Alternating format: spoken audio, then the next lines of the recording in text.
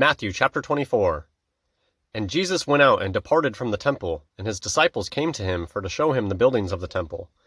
And Jesus said unto them, See ye not all these things? Verily I say unto you, there shall not be left here one stone upon another that shall not be brought down. And as he sat upon the Mount of Olives, the disciples came unto him privately, saying, Tell us, when shall these things be, and what shall be the sign of thy coming, and of the end of the world? And Jesus answered and said unto them, Take heed that no man deceive you. For many shall come in my name, saying, I am Christ, and shall deceive many. And ye shall hear of wars, and rumors of wars. See that ye be not troubled, for all these things must come to pass, but the end is not yet. For nation shall rise against nation, and kingdom against kingdom, and there shall be famines, and pestilences, and earthquakes in divers places. All these things are the beginning of sorrows. Then shall they deliver you up to be afflicted, and shall kill you, and ye shall be hated of all nations for my name's sake. And then shall many be offended, and shall betray one another, and shall hate one another. And many false prophets shall rise, and shall deceive many. And because iniquity shall abound, the love of many shall wax cold. But he that shall endure unto the end, the same shall be saved. And this gospel of the kingdom shall be preached in all the world for a witness unto all nations, and then shall the end come. When ye therefore see the abomination of desolation spoken of by Daniel the prophet, stand in the holy place. Whoso readeth, let him understand. Then let them which be in Judea flee into the mountains. Let him which is on the housetop not come down to take anything out of his house. Neither let him which is in the field return back to take his clothes. And woe unto them that are with child, and to them that give suck in those days. But pray ye that your flight be not in the winter, neither on the Sabbath day. For then shall be great tribulation, such as was not since the beginning of the world to this time, no, nor ever shall be. And except those days should be shortened, there should no flesh be saved, but for the elect's sake those days shall be shortened. Then if any man say unto you, Lo, here is Christ, or there, believe it not. For there shall arise false Christs and false prophets, and shall show great signs and wonders, insomuch that, if it were possible, they shall deceive the very elect. Behold, I have told you before. Wherefore, if they shall say unto you, Behold, he is in the desert, go not forth. Behold, he is in the secret chambers, believe it not. For as the lightning cometh out of the east, and shineth even unto the west, so shall also the coming of the Son of Man be. For wheresoever the carcass is, there will the eagles be gathered together. Immediately after the tribulation of those days shall the sun be darkened, and the moon shall not give her light, and the stars shall fall from heaven, and the powers of the heavens shall be shaken. And then shall appear the sign of the Son of Man in heaven. And then shall all the tribes of the earth mourn, and they shall see the Son of Man coming in the clouds of heaven with power and great glory. And he shall send his angels with a great sound of a trumpet, and they shall gather together his elect from the four winds, from one end of heaven to the other. Now learn a parable of the fig tree. When his branch is yet tender, and putteth forth leaves, ye know that summer is nigh. So likewise ye, when ye shall see all these things, know that it is near, even at the doors. Verily I say unto you, this generation shall not pass, till all these things be fulfilled. Heaven and earth shall pass away, but my words shall not pass away. But of that day and hour knoweth no man, no, not the angels of heaven, but my Father only. But as the days of Noah were, so shall also the coming of the Son of Man be. For as in the days that were before the flood, they were eating and drinking, marrying and giving in marriage, until the day that Noah entered into the ark, and knew not until the flood came and took them all away, so shall also the coming of the Son of Man be. Then shall two be in the field, the one shall be taken and the other left.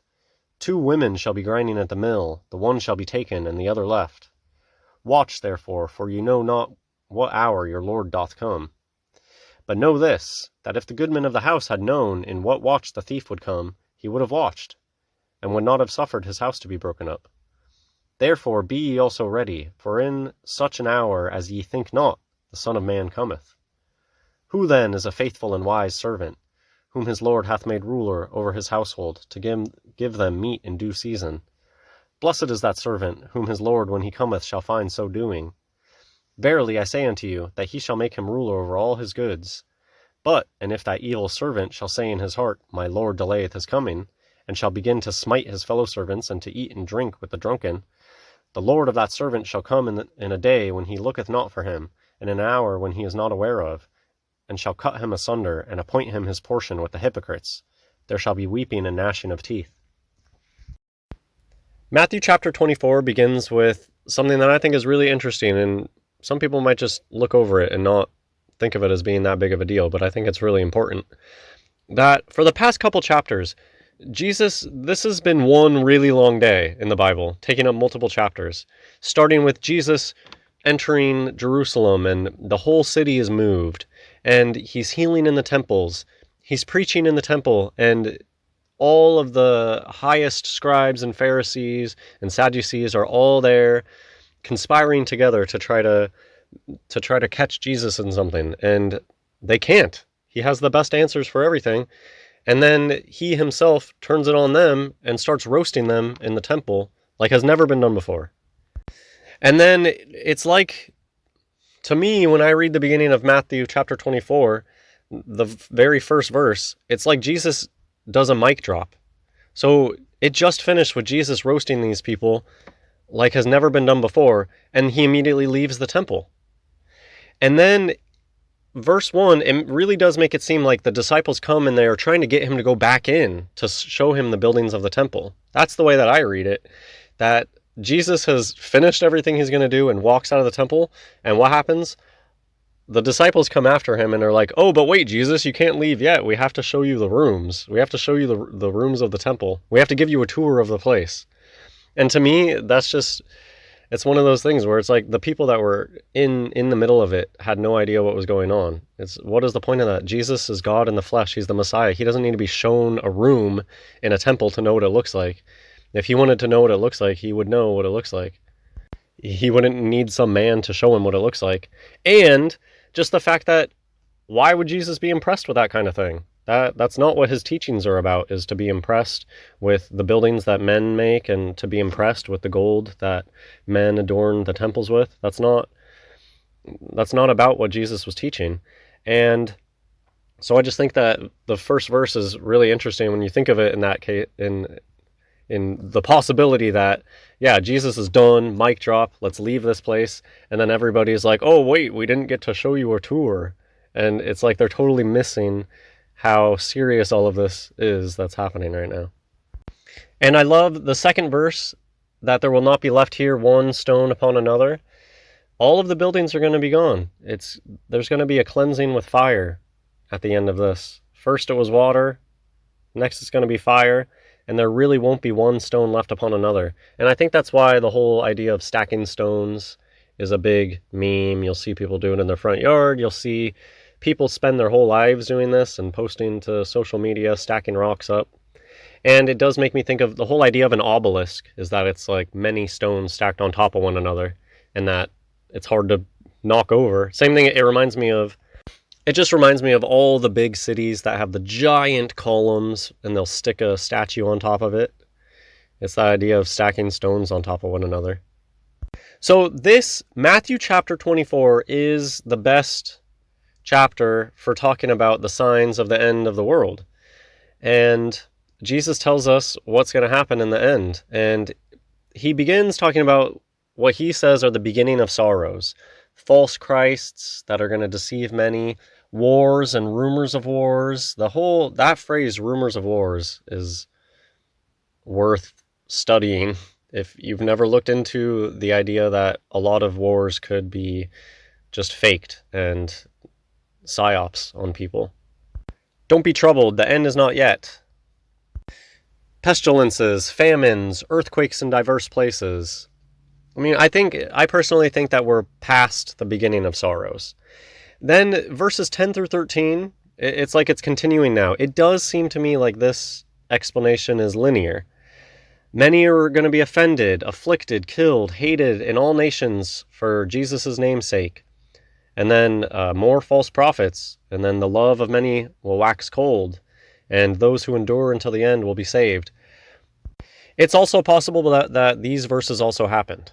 There was a reset very recently before the Victorian era, and I personally think that Jesus wasn't here 2,000 years ago. I think it was not that long ago.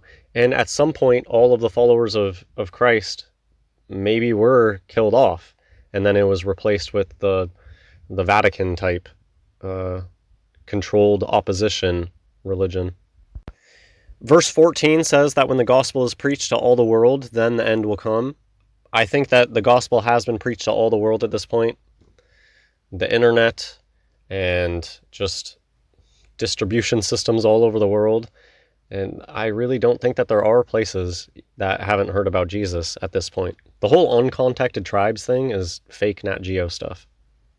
Then a mysterious verse talking about if you see the abomination of desolation, spoken of by Daniel the prophet, then there's going to be great tribulations. Okay, that maybe has already happened too. I'm not certain. Because after that, we get to verse 22, which is a great verse mentioning shorter days. And you better be using the King James Version when you're reading that verse, Matthew 24, verse 22, because there are some versions of the Bible that they translate that in ways that's very deceiving. Days will be shortened, shorter days, and we're there. The days are so much shorter now than they used to be. And it's probably been a gradual process. Maybe for 300 years or something, the time has been slowly speeding up. Days have slowly been getting shorter and shorter. But the acceleration has been just so noticeable recently. But I'm just saying, maybe it's been a slow crawl for a long while now. And a big theme of all of these things is more and more false prophets, false Christs. How many times can Jesus warn us about false Christs and false prophets? And yet most people really don't do any questioning what's it called? You're supposed to test the spirits to see if they're good. And you're not supposed to just trust everybody who tells you that they follow Jesus. And I feel like that's just the way that it is today. Like, there can be people that look straight up demonic. All you have to do is look at the ones on TV. Look at the pastors and the religious figures that they put on TV. They look straight up demonic. They look like they are infested with demons. And people still believe those people. And they really believe that there's people out there that are righteous, and yet they're like making tons of money off of selling religious stuff. That makes no sense. Those people are clearly wolves in sheep's clothing. And I think it even gets way bigger than that. Of course, I've talked about Paul. I think that Saul is like the ultimate test in, are you able to use your discernment to test spirits and not just trust everybody who says that they're religious? I think that Paul is the ultimate test for that, because nothing that Paul ever does or says makes me feel good about them as a person. And I really don't follow their teachings, and I think that a lot of what Paul says goes against Jesus. So I really think that Jesus was warning us against people like Paul. For there shall arise false Christs and false prophets, and shall show great signs and wonders, insomuch that, if it were possible, they shall deceive the very elect. I wrote this one down here with italics. I briefly mentioned the italics. I don't know. I think I'm just going to have to do a side video on the italics, because there's certainly something to the italics. And I now see what people are getting at with the standard narrative on the italic thing. I kind of get that, because anyway, I'll tell you, in this one, the italicized words are "it were" in the sentence. If it were possible, they shall deceive the very elect. And because one thing that you can do is read it again by omitting the italic words, and then see how the italic words may or may not be leading some more meaning to the sentence. And I kind of see what people are getting at by that. If possible, they shall deceive the very elect. And then with the italicized words, it says, if it were possible, they shall deceive the very elect. Adding the "it were" makes it seem like the elect can't really, or mostly won't, be deceived.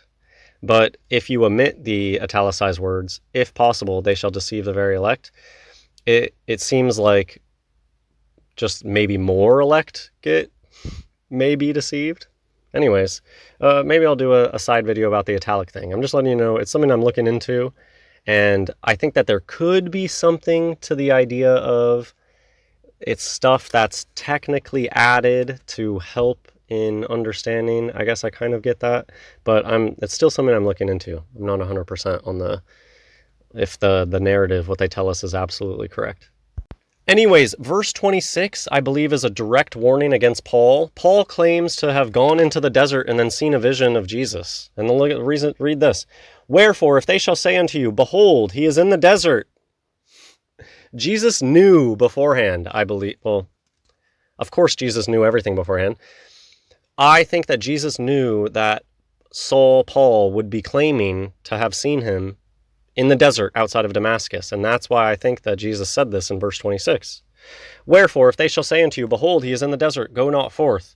Behold, he is in the secret chambers, believe it not. That makes you think of Mormons. What do Mormons think of this verse? Do Mormons really believe that somebody was shown secret things by Jesus? Well, what do they think about this verse, verse 26? Matthew chapter 24, verse 26 proves that Jesus is not, that's not how it's working anymore. Jesus already came. He was resurrected. There were all sorts of witnesses to it. God knew that his word would be preserved. God is not talking to us one-on-one after that. I do not have any expectations of God coming and talking to me one-on-one like that, because I really don't think that it works like that anymore. And I think that we all need to wait until Jesus comes back. And I think that Saul was a big phony who pretended to have seen Jesus when he really didn't. And I think that Jesus was warning against that. So I don't believe him. I really don't believe that Saul saw Jesus in the desert. And Jesus told me not to believe people who made such ridiculous claims. To me, it's so much clearer that Saul was a snake who realized that he's not making anything by killing Christians. He was the original mole, infiltrated to destroy it from within. That's my opinion. I absolutely do not believe that you go from being a murdering Christian hater to all of a sudden being the most important by yourself, by your own appointment, the most self-important person in the religion that you were just persecuting 5 seconds ago. That's not how life works. Honestly, in my opinion, it's almost like people try to make Paul's redemption story to be even like a greater thing than the story of Jesus Christ himself. Have you guys noticed that? The way that people idolize, oh, look how amazing it is that Saul went from this murderer to the lead guy. They're glorifying somebody other than Jesus Christ. That's what's happening. Okay, so immediately after the tribulation of those days, I think that we are in tribulation. I personally believe that I think tribulation is one of those things, one of those religious ideas where almost everybody has it wrong because they've just been taught incorrectly from pastors and from the media. I don't really think that there's like a capital T I just think of tribulation means trials and hardships, and we've been in tribulation time for a long time, I think. But then here, I think, is what Jesus is getting to, as in like the end of day, the very last day. What I think of as like capital T tribulation is this exact thing. When the sun goes dark and the moon will not give her light, which right there, that disproves NASA. Jesus says that the moon has her own light. The sun is dark. Oh my gosh. Did you guys heard the story I said of when I went to some religious thing and the person was going on and on about, oh, the moon is reflected? It just makes me cringe so much when religious people peddle the fake stuff and they try to make it off like that's like it glorifies God by NASA Outer Space Land. It just really, something about that really makes me angry. The stars will fall. What would NASA people think about that? What would NASA believing Christians say about this? I wonder. How do the stars fall in NASA land? How does that work? The powers of heaven will be shaken, and Jesus comes in the clouds, and the elect are gathered by the angel, the four winds from one end of heaven to another. That also has nothing to do with balls, space balls. This generation shall not pass. The day and the hour knoweth no man, and the days of Noah it shall be. I think we're here. I think we're just waiting on the last day. I think we're in overtime, honestly. What Jesus means by this generation not passing, I'm not 100% sure on that, but I think that Jesus was not here 2,000 years ago. I'm not a believer in 2,000 years ago Jesus. I wouldn't be surprised if Jesus was here 400 years ago, and that's my opinion on that. And so a lot of this chapter is about watching. We need to be watching. We don't know when this is going to happen, so we need to be ready for when it happens. And that's actually, we're going to get more parables in the next chapter about that too. So I'll leave it at that. Hope you enjoyed. God bless everyone.